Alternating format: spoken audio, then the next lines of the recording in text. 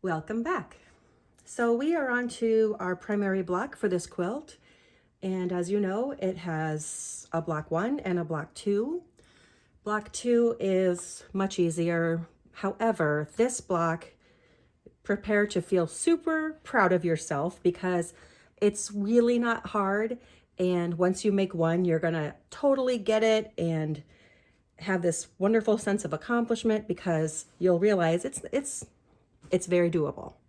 So it's basically a series of frames that we move around this main center. And when you cut your fabric, I know you'll remember when I said that there's a group of these centers that are extremely important.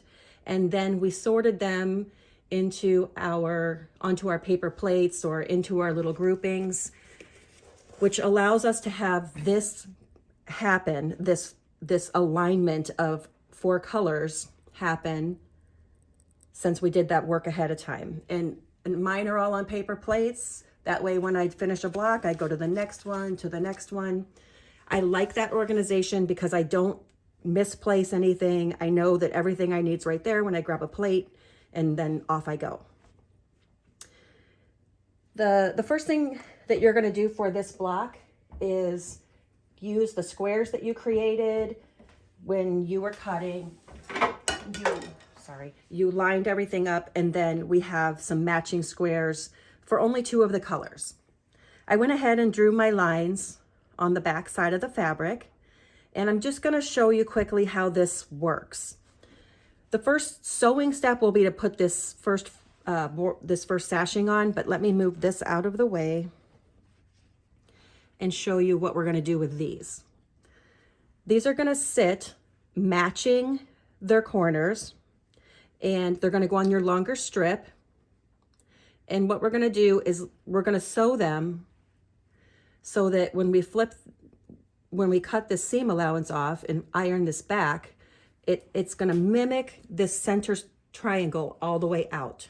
So we're going to lay this one on matching. We're going to put this one on its coordinating color on the opposite side. And we're going to lay it so that it will also match. And when I cut my seam allowance, it will fold out. So it'll look a little bit like this, mimicking this quarter square triangle.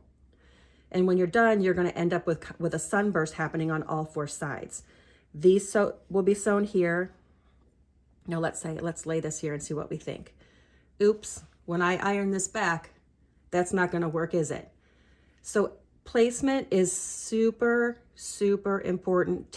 Lay it out and say, oh, is that going to create my sunburst before I sew it, cut my seam allowance, and I cannot go back. So that is the correct way to lay that square. Let's lay this one wrong again so you can remind yourself. Here we go. We would fold this back, and that will not work. So we will spin it, and then when we fold it back, it will. And these squares match the chunky strips, and the other squares that you're doing will match. Oops, let me lay this out here. Let me think. Okay, so then when we get the next strip on, and here we are going to have our sides, we will place these in that 3rd row. So I will come back, we'll do that step in a minute. I'm gonna get this sashing on. I'm gonna sew these strips and trim them, and I will be back.